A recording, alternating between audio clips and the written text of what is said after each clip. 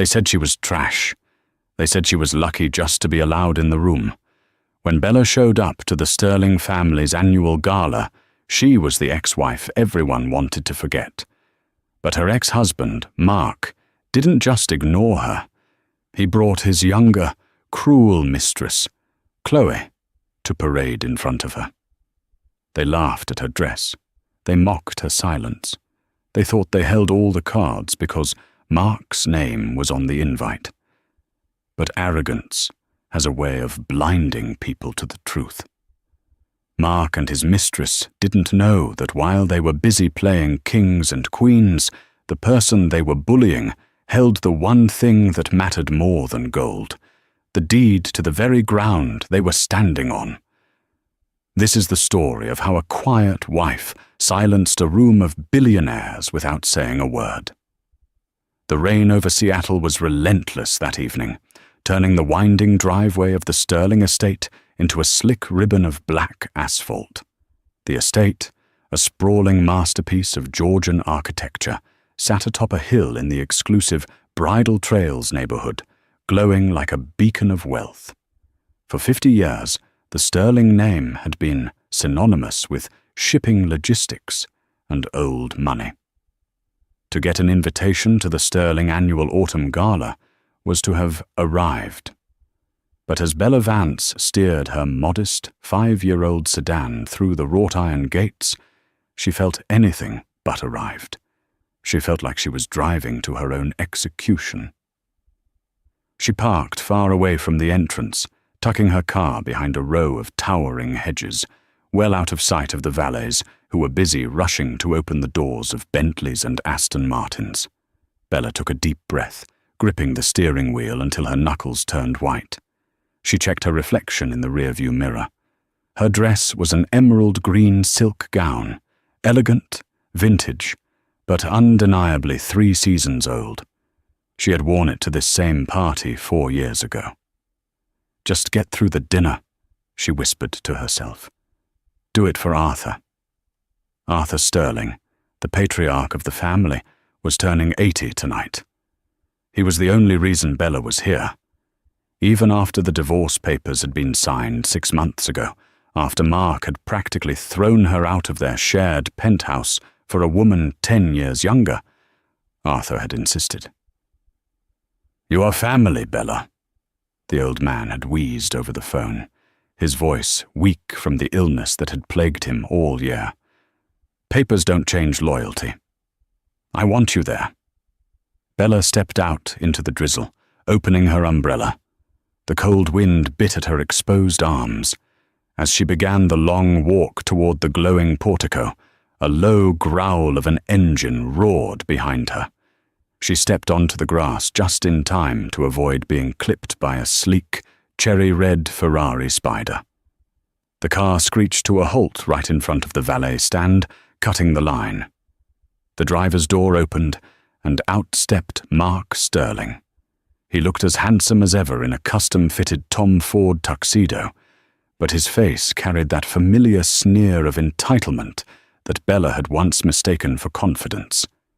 He tossed the keys to the valet without making eye contact. Then the passenger door opened.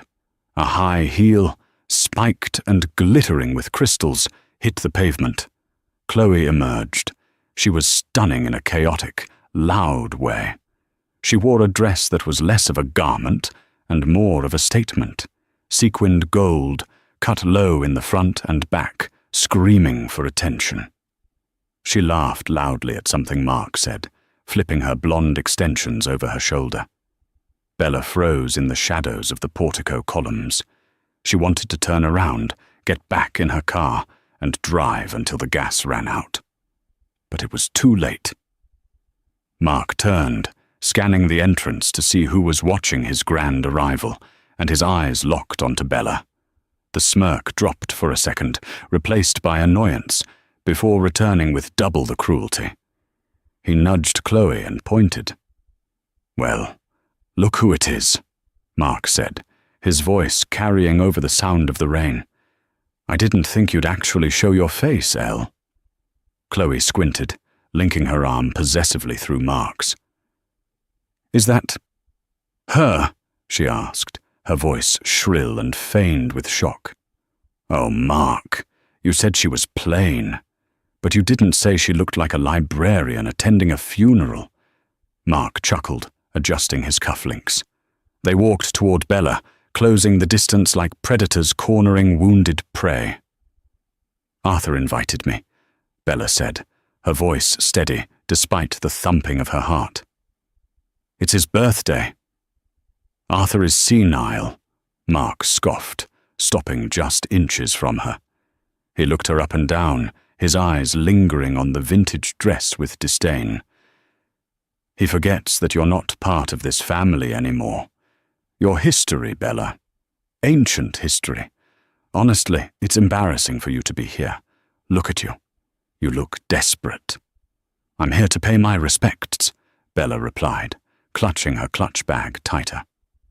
Chloe stepped forward, invading Bella's personal space. She smelled of expensive, overpowering perfume and champagne. Respects? Chloe laughed. Honey, you're here because you're hoping for a handout. We know you're living in that tiny apartment in Renton. Mark told me everything. It's sad, really. Trying to cling to a lifestyle you can't afford anymore. Chloe reached out and flicked the fabric of Bella's sleeve. Silk? Or polyester blend? Hard to tell with these old rags. Let's go inside, Chloe, Mark said, checking his Rolex. Don't waste your breath. The air inside is for winners. She can stand out here in the rain for all I care. Wait, Chloe grinned, a malicious idea forming in her eyes. She pulled a half-empty plastic water bottle from her oversized designer purse, something she'd likely been drinking from in the car. Here, since you look so thirsty. She thrust the bottle toward Bella. When Bella didn't take it, Chloe feigned a slip. Oops. She dropped the bottle. The cap was loose. Water splashed heavily onto the hem of Bella's emerald dress, creating a large, dark stain on the silk.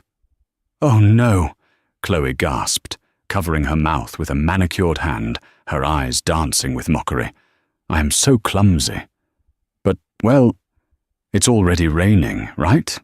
And that dress was ruined years ago anyway. Mark threw his head back and laughed. Come on, babe, let's get a real drink. They swept past her, entering the warmth of the mansion, leaving Bella standing alone in the cold, the damp stain clinging to her legs. The valet, a young man who had worked there for years and knew Bella's kindness, looked down, unable to meet her eyes out of second-hand shame. Bella looked at the grand oak doors. She could hear the music and laughter spilling out. She had two choices: leave and let them win, or walk in there with a stain on her dress and her head held high. She thought of Arthur, the man who had treated her like a daughter when her own parents had passed away. She thought of the promise she made to him when he first got sick. Bella wiped a raindrop from her cheek, squared her shoulders, and walked toward the light. The grand ballroom of the Sterling estate was a spectacle of excess. Crystal chandeliers the size of small cars hung from the vaulted ceiling, casting a warm, golden glow over the 300 guests. Waiters in white gloves moved like ghosts through the crowd, offering flutes of Dom Perignon and trays of caviar. When Bella entered, the room didn't go silent. She wasn't important enough for that anymore. But a ripple of whispers traveled through the groups nearest the door. Is that Bella? I thought Mark divorced her. Look at her dress. Is that water? Poor thing. She doesn't know when to let go. Bella kept her chin up, her eyes scanning the room for Arthur. He wasn't in his usual spot by the fireplace. He was likely resting in the study until the speeches began. Bella! The voice was sharp, cutting through the ambient jazz. It was Beatrice Sterling, Mark's mother. She stood by the chocolate fountain, draped in diamonds that probably cost more than Bella's entire life earnings. Beatrice had never liked Bella. She found Bella too quiet, too common. Beatrice preferred women like Chloe, women who understood that marriage was a transaction of beauty for status. Beatrice marched over, a glass of wine in hand. "What on earth are you doing here?" she hissed, keeping her voice low so the nearby senator wouldn't hear. "Arthur invited me, Beatrice," Bella said calmly. "Arthur is not in his right mind," Beatrice snapped. "And look at you. You're wet. You're staining the atmosphere. Mark is here with his new partner, and they are the future of this family. You are creating an awkward situation just by existing in this room. I have no intention of causing a scene, Beatrice. I'll just say hello to Arthur, and you will stay away from Arthur," Beatrice interrupted. "He's fragile. He doesn't need to be reminded of Mark's mistakes. Go find a corner and stay in it until you leave." Beatrice turned on her heel and walked away. Bella felt the heat rise in her cheeks. She moved toward the edge of the room, near the catering service entrance, trying to make herself invisible. 10 minutes later, the music lowered. It was time for the pre-dinner toasts. Mark and Chloe were holding court in the center of the room. Mark was loudly recounting a story about a killer deal he closed in Hong Kong, a deal Bella knew for a fact she had structured for him 2 years ago, but she said nothing. Chloe, seeing Bella standing alone by a pillar, whispered something to Mark. Mark grinned and tapped his spoon against his champagne glass. The room quieted down. "Ladies and gentlemen," Mark announced, his voice booming, "before my father comes down, I just want to propose a toast. To family, to the future, and to upgrading." A few uncomfortable chuckles rippled through the crowd. Mark raised his glass. "You know, life is about shedding the dead weight. It's about cutting off the anchors that drag you down so you can sail on a yacht." He winked at Chloe. "I'm so grateful to have a partner who fits the Sterling image. Beautiful, vibrant, and actually knows how to dress for a gala." He cast a pointed look directly at Bella in the corner.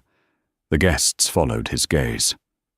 Suddenly, 300 pairs of eyes were staring at Bella and the dark water stain on her dress. Chloe let out a high-pitched giggle. "Oh, stop it, Mark. You're embarrassing her. She can't help it if she's vintage." The humiliation was physical. It felt like a slap. Bella's grip on her purse tightened so hard her fingers ached. She wasn't just being insulted. She was being erased. They were rewriting the last 10 years of her life, framing her as a burden Mark had finally shaken off. But then, Chloe decided to escalate. "Actually," Chloe said, her voice dripping with faux sweetness as she stepped into the center of the circle. "Since we're talking about shedding old things, Mark, didn't you say there was a family tradition? Something about the sterling sapphire?" The room went deadly silent. The sterling sapphire was a ring, a massive deep blue stone set in platinum, worn by the matriarch of the family for 4 generations. It was currently in Arthur's possession. "Ah, yes," Mark said, his eyes gleaming. "Tradition says the ring goes to the woman who holds the heart of the sterling heir." "Well," Chloe simpered, extending her hand, "I don't see a ring on anyone else's finger. And since someone lost the right to wear the sterling name..." She looked at Bella. "Maybe it's time for the ring to find its rightful owner." Beatrice clapped her hands together. "A wonderful idea. A christening of the new era." Bella felt a cold pit in her stomach. That ring wasn't just jewelry. Arthur had given that ring to Bella 5 years ago, not as a gift, but for safekeeping. He had told her, "This stays with you because you are the only one who knows the value of things, not just the price." She had returned it to the safe when the divorce happened, out of respect. But hearing Chloe demand it as a trophy was nauseating. "I think," Mark announced, "that after Dad gives his speech, we should announce our engagement. And I'll go into the safe and get that ring for you, babe." "Oh, Marky, I love you," Chloe squealed, throwing her arms around him. The crowd applauded politely, though many looked uneasy. The arrogance was palpable. They were carving up the family inheritance before the patriarch was even dead. Just then, the double oak doors at the top of the grand staircase creaked open. The room fell silent. Arthur Sterling appeared at the top of the stairs. He was in a wheelchair now, pushed by his long-time nurse, Sarah. He looked frail, his skin like parchment paper, but his eyes, grey and sharp as steel, swept over the room with a terrifying clarity. He didn't look at Mark. He didn't look at Chloe. His eyes locked onto the corner of the room, on Bella. "Arthur!" Beatrice cried out, rushing to the bottom of the stairs. "We were just toasting to Mark and Chloe. Mark is going to propose." Arthur raised a trembling hand, silencing her. The nurse pushed him toward the lift, and moments later he was rolling onto the ballroom floor. The crowd parted like the Red Sea. Mark stepped forward, puffing out his chest. "Happy birthday, Dad. Look at this turnout. All for you. And wait until you hear the news.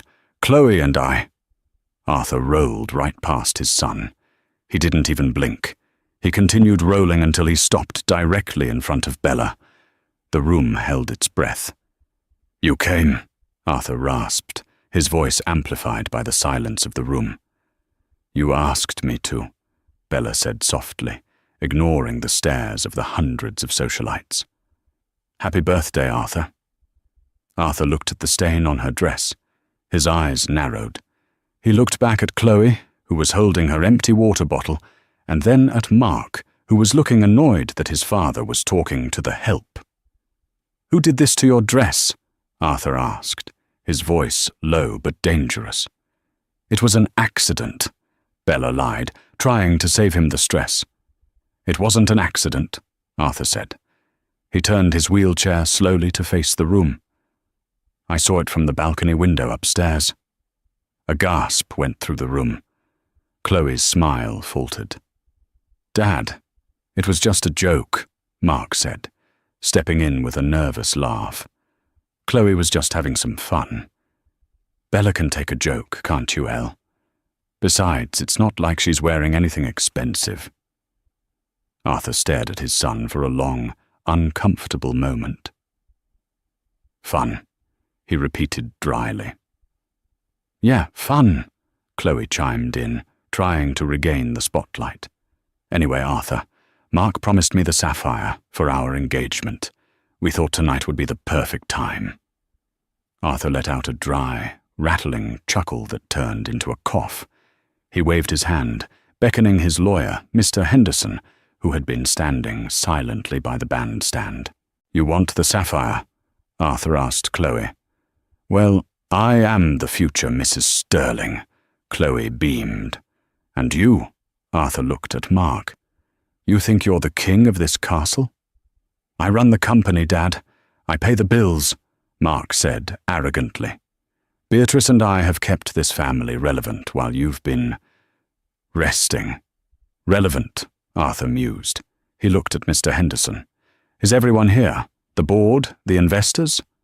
"Yes, sir," Mr. Henderson said, clutching a thick black portfolio. "Good," Arthur said. He looked back at Bella, his eyes softening. "Bella, come stand next to me." "Dad, what are you doing?" Mark snapped. "She doesn't belong up there." "She stands where I tell her to stand," Arthur roared, a sudden burst of energy shocking the room. Bella stepped forward, standing by the wheelchair. She felt small, but Arthur's hand reached out and gripped hers. His hand was cold, but his grip was iron. "You all think you know the Sterling story," Arthur addressed the crowd. "You see the yachts, you see the mansion, you see my son, the CEO." He made air quotes with his trembling fingers. "But you don't look at the foundation. You don't look at who holds the weight when the storm comes." Arthur signaled Mr. Henderson. Open the portfolio." Mark rolled his eyes. "Oh God, is this another lecture about hard work? Dad, spare us. Let's cut the cake." "This isn't a lecture," Arthur whispered, a smirk touching his pale lips. "This is an eviction notice." The silence in the ballroom was heavy, the kind of silence that precedes a natural disaster. Mr. Henderson, a man who looked like he had been carved out of granite and dressed in a charcoal suit, stepped into the light. He adjusted his wire-rimmed glasses and placed the black portfolio on a small marble table that a waiter had hurriedly brought over.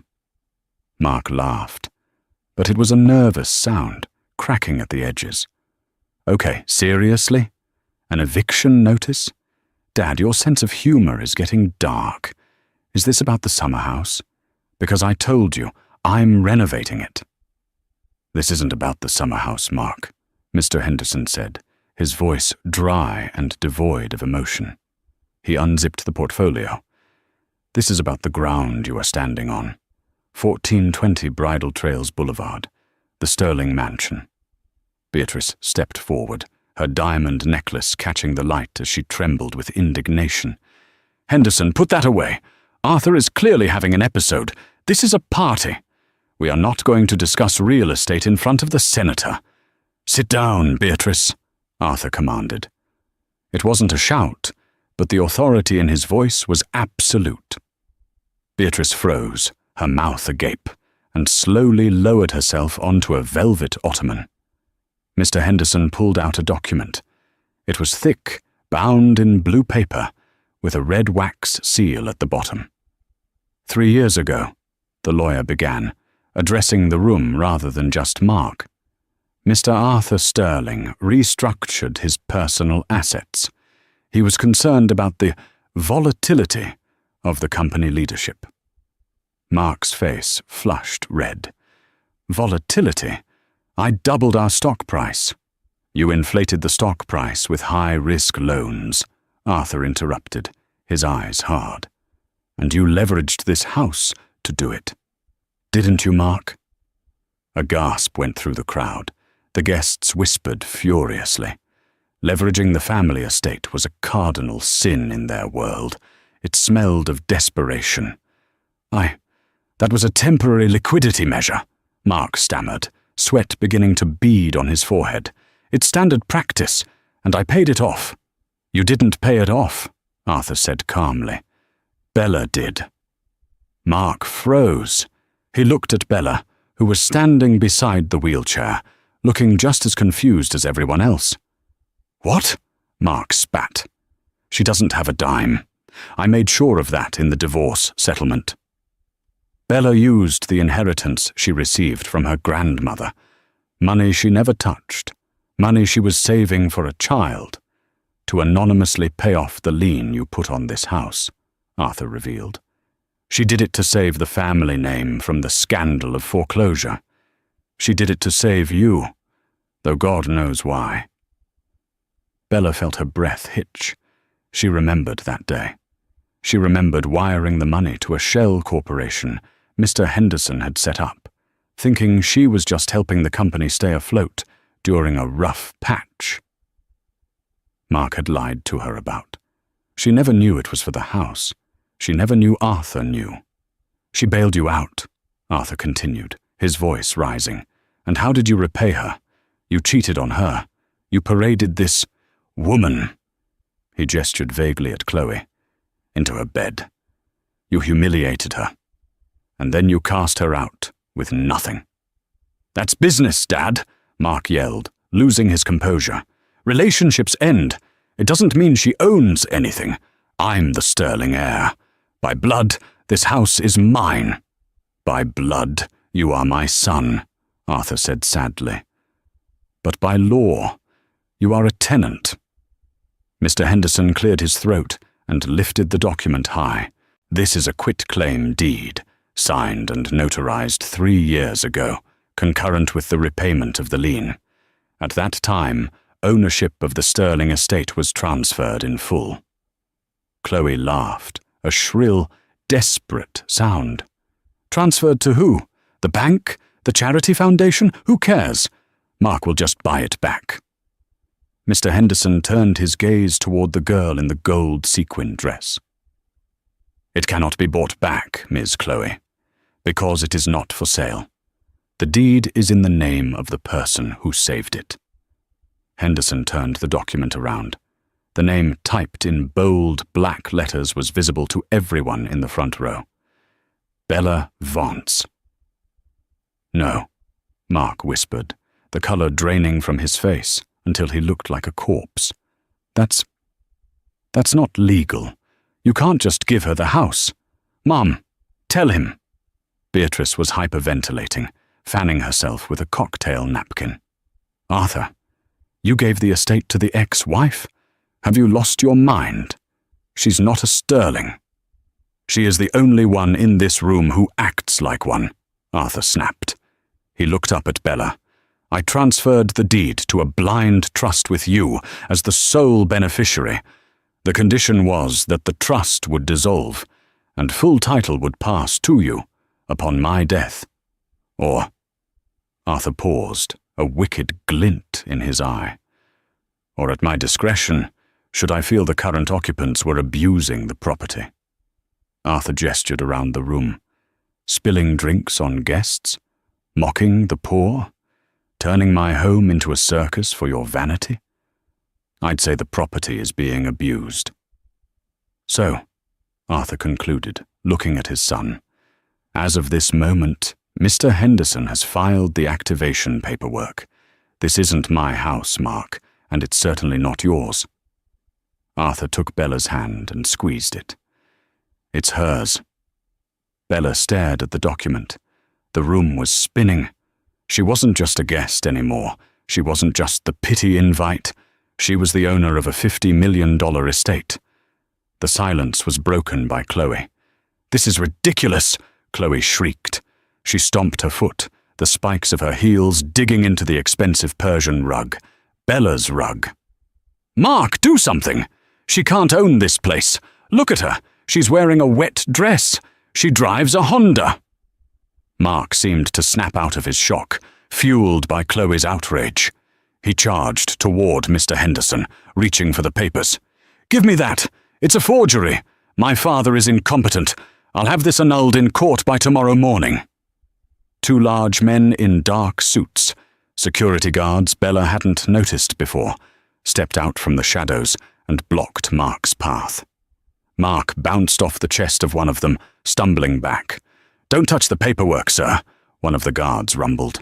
You can fight it in court, Mark, Mr. Henderson said calmly, tucking the portfolio under his arm. But the deed is ironclad. I wrote it myself. And you know I don't make mistakes. Furthermore, since Bella is now the legal owner, she has the right to determine who is allowed on the premises. All eyes turned to Bella. For years, Bella had made herself small. She had walked on eggshells to avoid upsetting Mark. She had swallowed Beatrice's insults to keep the peace. She had hidden her intelligence to not bruise Mark's ego. But looking at Mark now, sweaty, red-faced and impotent, and looking at Chloe, who was looking at the furniture as if calculating what she could steal, something inside Bella broke. Or perhaps something healed. She let go of the wheelchair and took a step forward. The crowd parted further, giving her space. Bella, Mark said, his voice changing instantly. He put on his salesman face, the charming smile he used when he needed to close a deal. It was terrifying how quickly he switched from rage to manipulation. Baby, look, this is crazy, right? Dad's pulling a stunt. But we can work this out. We were a team once. Remember? A team, Bella repeated softly. You brought your mistress to my face, Mark. You let her pour water on me. You told the whole room I was here for a handout. I was joking, Mark laughed, spreading his hands. Come on, you know my sense of humor. I was just playing to the crowd. Look, let's go to the private study, pour a drink, and figure out how to transfer this back to the family trust. I'll cut you a check, a big one, $5 million. You can go buy whatever you want. 5 million? Bella asked. 10, Mark shouted. $10 million, Bella. Just sign the paper. Chloe grabbed Mark's arm. 10 million? Mark, are you crazy? Don't give her that much. Shut up, Chloe! Mark roared at her, making her jump. He turned back to Bella, his eyes desperate. 10 million, Elle. Cash. Tonight. Bella looked at the grand staircase. She looked at the portraits of the ancestors on the wall. She looked at Arthur, who was watching her with pride. It's not for sale, Bella said, her voice ringing clear as a bell. Mark's face dropped. What? The house, Bella said. It's not for sale, and neither is my dignity. Not anymore. She turned to the head of security, a man named Frank who had worked at the gate for 20 years. Mark had tried to fire Frank twice for being too old, but Arthur had kept him on. Frank liked Bella. Frank hated Mark. Frank? Bella asked. Yes, Mum. Frank stood at attention, a small smile playing on his lips. I believe we have some trespassers at the party, Bella said calmly. I believe we do, Mum, Frank replied. Mark Sterling and his guest, Bella said, pointing a steady finger at the door. Please escort them off my property. The room erupted. Gasps, whispers, and a few stifled laughs. You can't be serious, Mark screamed. I live here. My clothes are upstairs. My cars are in the garage. I'll have your things packed and sent to your office, Bella said coolly. As for the cars, well, checking the records, the company leases the Ferrari, doesn't it? So technically, you can take that. But the garage itself, that's mine. Get the car out. Now. This is insane, Beatrice wailed, standing up. Bella, you ungrateful little... Beatrice, Bella cut her off, turning her gaze to her former mother-in-law. You are welcome to stay and enjoy Arthur's birthday. But if you raise your voice at me one more time in my house, you will be joining your son in the parking lot. Beatrice clamped her mouth shut, falling back onto the ottoman in shock. Mark looked around the room, looking for allies. But the wealthy elite are fickle creatures. They smell power. And right now, the power had shifted. The senator turned his back to examine a painting. The investors suddenly found their shoes very interesting. No one was going to step in to save the man who had just lost his castle. I'm not leaving, Mark hissed, stepping toward Bella aggressively. You'll have to drag me out. Frank and the two other guards stepped forward, cracking their knuckles. Mr. Sterling, Frank said, his voice deep and menacing. Don't make this a viral video. Walk. Mark looked at the guards, then at Bella. He saw no fear in her eyes, only resolve. He spat on the floor, on the marble foyer, and turned around. Come on, Chloe, we're leaving.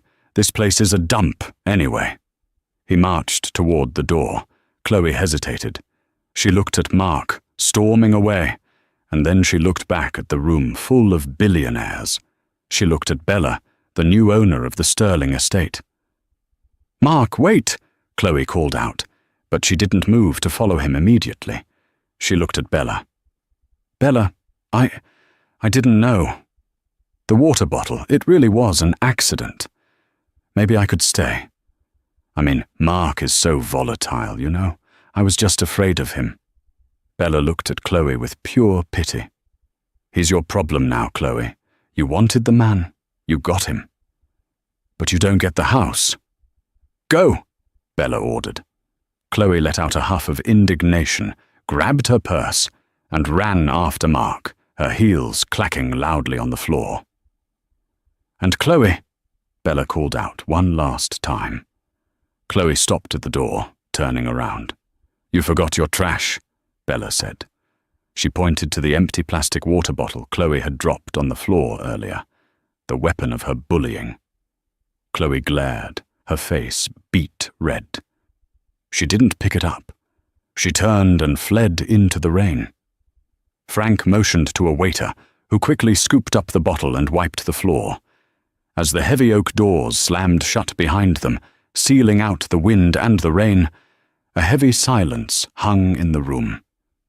Then, a slow clapping started. It was Arthur. He was clapping his frail hands together. "Well," Arthur announced, his voice beaming, "now that the rubbish has been taken out, who wants cake?" The tension broke. A nervous laughter rippled through the crowd, followed by genuine applause. The band struck up a lively jazz number.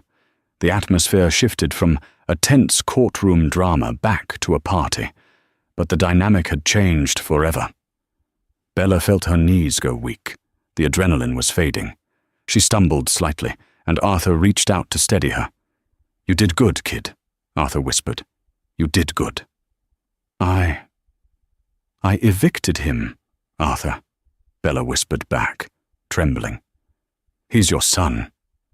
"He's a man who needed to learn a lesson he couldn't buy his way out of," Arthur said. "You didn't just evict him, Bella.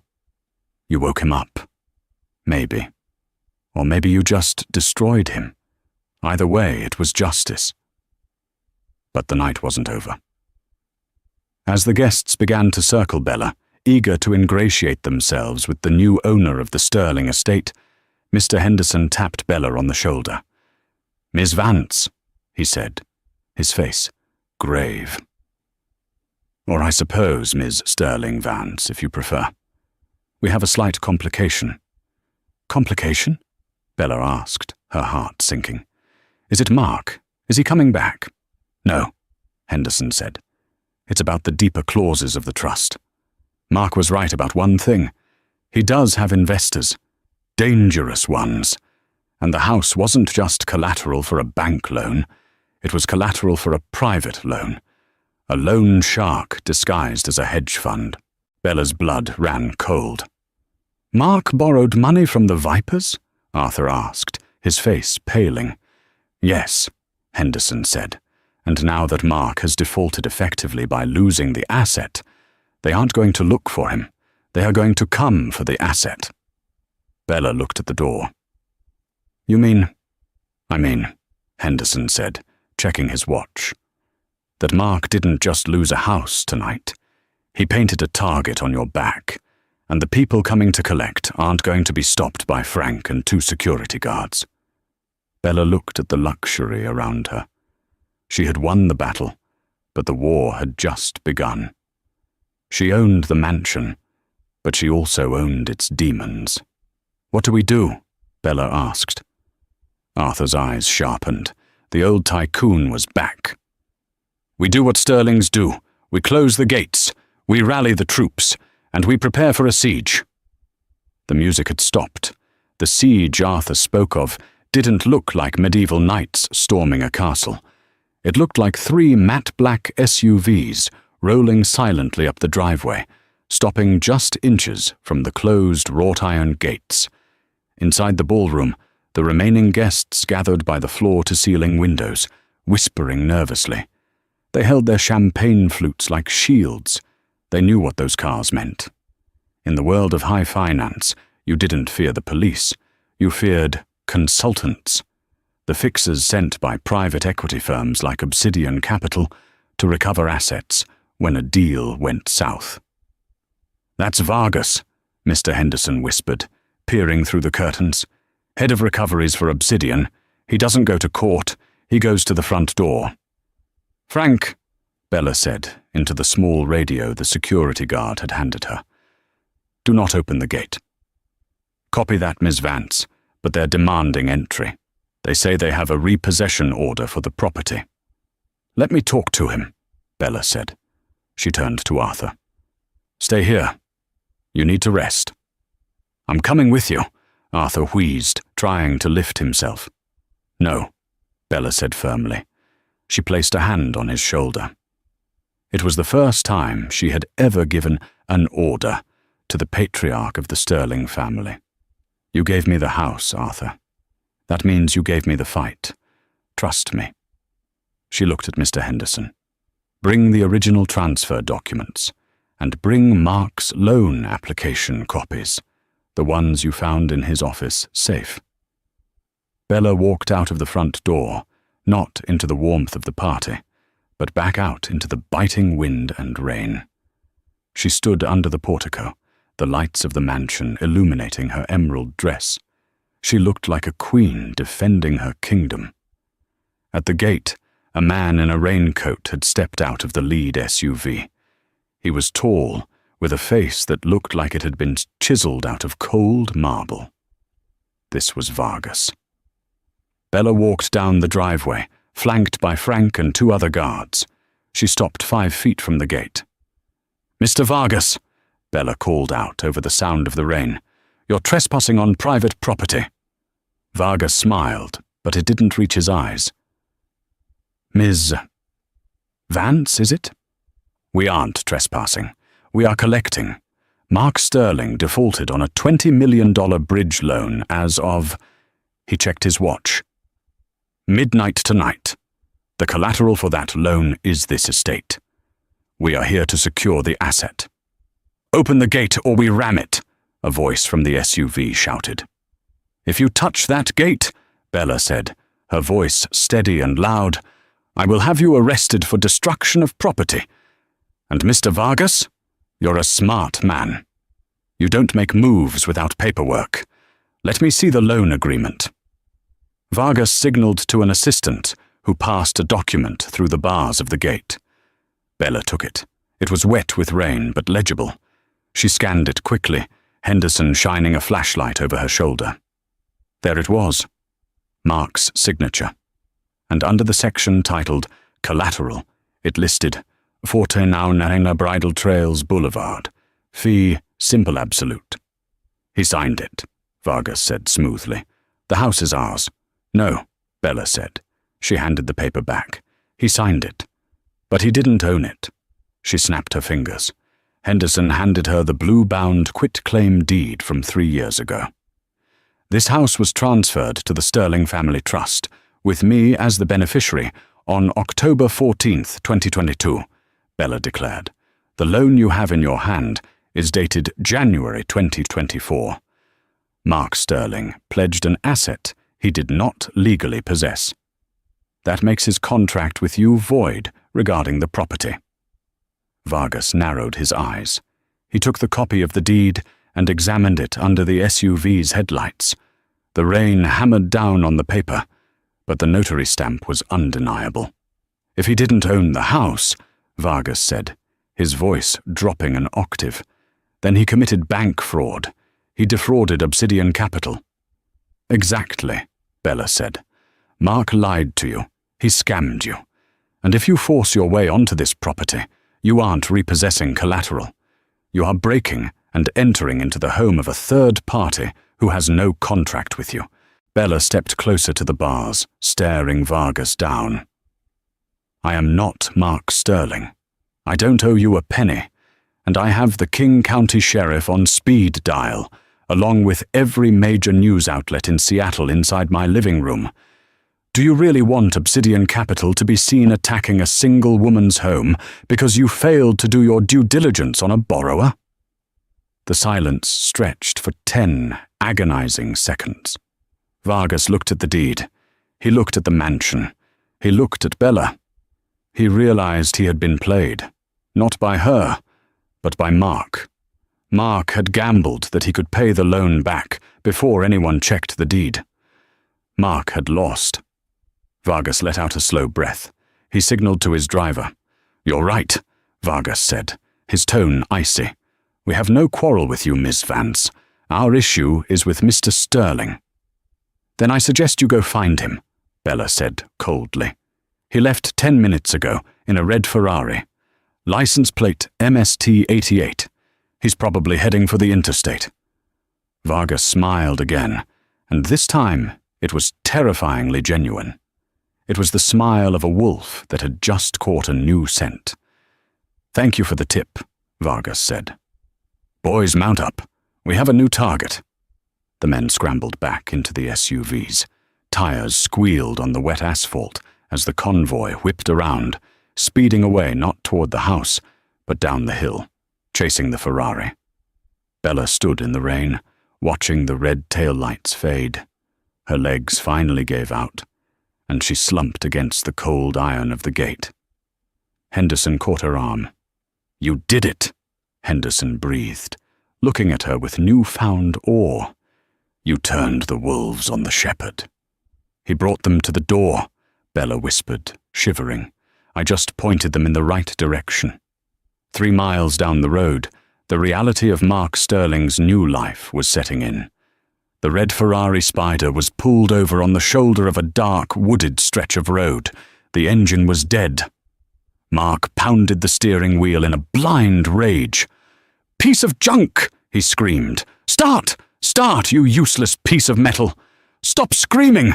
Chloe yelled from the passenger seat. She was shivering, her gold dress offering zero protection against the Seattle chill. Her mascara was running down her face in black streaks. "Why did the car stop? Did you run out of gas?" "It's not gas," Mark shouted. "It's a remote kill switch. The leasing company. They must have triggered it. Someone at the party must have called them." Mark pulled out his phone. He had 5% battery left. He dialed his private banker. "We're sorry. The number you have dialed is not available." He opened his banking app. Access denied. Account frozen. He tried his credit cards. He had tried to buy gas at the station a mile back, and 3 different cards had been declined. The attendant had looked at him like he was a bum in a tuxedo. "Mark," Chloe said, her voice trembling, "call a limo. Or an Uber Black. I'm freezing. My shoes are ruined." "I can't," Mark snapped. "My cards are locked. Dad must have frozen everything. That old vindictive—" "So, you have no money?" Chloe asked slowly. The whine in her voice was replaced by a cold, hard edge. "It's temporary," Mark lied, turning to her with a desperate, manic grin. "It's just a misunderstanding. Tomorrow morning, I'll go to the office, fire the board, and get the cash. We'll go to the Four Seasons tonight. I just need— Do you have your card?" Chloe stared at him. The man she thought was her ticket to the high life. The man who had promised her yachts and diamonds, sitting in a dead car on the side of the road, asking her to pay for a hotel. "You want me to pay?" Chloe scoffed. "Just for tonight. I'll pay you back double tomorrow," Mark begged. Chloe looked out the window. In the rearview mirror, she saw bright headlights approaching fast. 3 black SUVs were tearing down the road, moving with aggressive speed. Chloe was street smart. She recognized the trouble when she saw it. She knew who Mark owed money to. She had overheard his frantic phone calls late at night. "I think your friends are here," Chloe said dryly. Mark looked in the mirror. His face went pale. "Vargas." No. No. They can't find me here." He fumbled with the door handle. "Chloe, we have to run into the woods. If we hide, they'll pass us." Chloe didn't move. She unlocked her door and stepped out into the rain. "Chloe, what are you doing? Get back in." "I don't do woods, Mark," Chloe said. She pulled out her phone and tapped the screen. A ride-share app was already open. "And I don't do broke men." "Broke? I'm Mark Sterling." "Not anymore," Chloe said. "You're just a guy who lost a house to his ex-wife. And honestly, she was right. You are kind of a loser." "I left her for you," Mark screamed, scrambling out of the car. "I gave you everything." "You gave me a headache," Chloe retorted. She saw the headlights of the Uber she had called approaching from the opposite direction. "Chloe, please, don't leave me here with them," Mark pleaded, gesturing to the approaching SUVs. The Uber pulled up. Chloe hopped in the back seat without a second glance. "Driver, just go. Fast."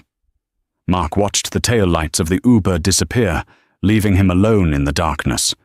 He turned around. The 3 black SUVs boxed in the Ferrari. The doors opened. Vargas stepped out. He didn't look angry. He looked disappointed. "Mr. Sterling," Vargas said, opening an umbrella. "You are a very hard man to get a hold of." "Vargas," Mark stammered. backing up until he hit the cold metal of the Ferrari. "Look, the house. There was a mix-up with the paperwork. My father, he's senile." "We spoke to the owner," Vargas interrupted. "Ms. Vance, charming woman, very sharp. She explained the situation clearly. You sold us a dream you didn't own." Two large men stepped up behind Vargas. "I can get the money," Mark cried, tears mixing with the rain on his face. "I have offshore accounts. I have contacts." "We know," Vargas said calmly, "and we're going to help you find them. Because until we get our 20 million, Mr. Sterling, you belong to us." Vargas gestured to the back seat of the SUV. "Get in. We have a long drive ahead of us." Mark looked at the dark woods. He looked at the dead Ferrari. He looked at the mansion on the hill, glowing in the distance like a distant star he could never reach again. He realized then that Bella hadn't just evicted him. She had served him up on a silver platter. Shoulders slumped, defeated, Mark Sterling climbed into the back of the black SUV. The door slammed shut with a finality that echoed louder than thunder. The sun rose over the Bridal Trails estate the next morning, burning off the mist and the memory of the rain. The storm was over. Bella sat in the solarium, a cup of hot tea in her hands, looking out over the sprawling emerald lawns. For the first time in years, the house didn't feel like a prison or a museum. It felt like a home.